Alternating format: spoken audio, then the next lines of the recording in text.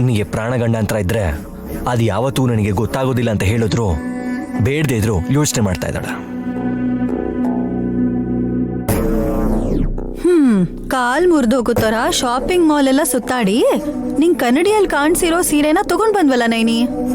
ನೀನ್ ಆ ಸೀರೆ ಉಟ್ಕೋತೀಯೋ ಇಲ್ವೋ ಅಕ್ಕ? ನನ್ಗಾದ್ರ ಕೊಡು, ದೀಪಾವಳಿ ಹಬ್ಬಕ್ಕಾದ್ರೂ ಉಟ್ಕೋತೀನಿ. ಅದ್ರಲ್ಲೇನಿದೆ ಸುಮನ, ನೀನೇ ತಗೋ ಅದನ್ನ. ಇಂಥದ್ ಮಾತ್ರ ಸಾಫ್ಟ್ ಆಗಿ ಒಳ್ಳೆ ತರ ಕೇಳ್ತಲ್ ಸುಮನ. ನಾನೇನ್ ಒಡ್ವೆ ಕೇಳದ್ನಾ ಇಲ್ಲ ಆಸ್ತಿ ಕೇಳದ್ನಾ? ಇವನ್ ಸುಮ್ನೆ ಅಂತೂ ಇರೋದಿಲ್ಲ, ಏನಾದ್ರೂ ಮಾತಾಡಿ ಸುಮ್ಮನಾಗೆ ಕೋಪ ಬರಿಸ್ತಾನೆ.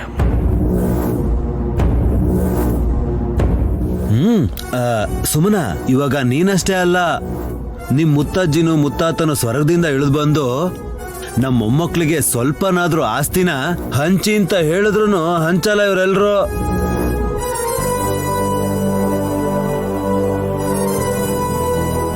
ಯಾಕಂತೀಯ? ಅವಳೇ ದೊಡ್ಡಮ್ಮ ಅಂತ ನಮ್ಮೆಲ್ರಿಗೂ ಗೊತ್ತಾಗಕ್ ಮುಂಚೆ ಆಸ್ತಿಲಿ ಪಾಲ್ ಕೊಟ್ಬಿಟ್ಟಿದ್ರಲ್ಲಮ್ಮ.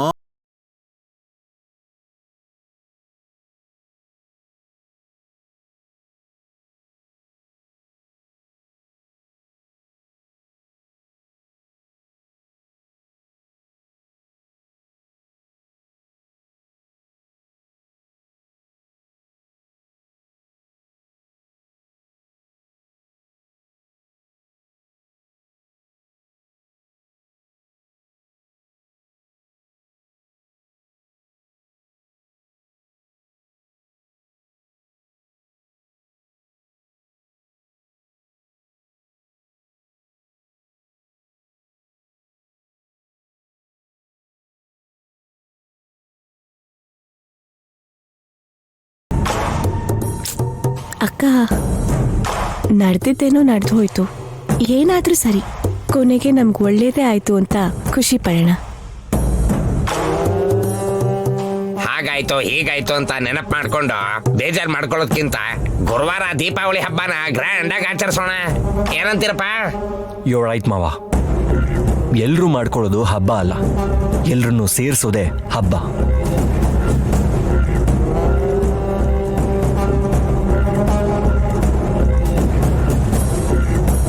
ನಂದೊಂದು ರಿಕ್ವೆಸ್ಟ್ ಬ್ರೋ.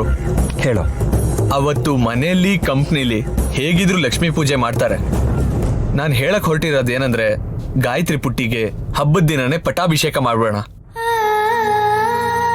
ಪಟ್ಟಾಭಿಷೇಕನ? ಯಾಕೆ ವಿಕ್ರಾಂತ್ ಅವ್ರೆ?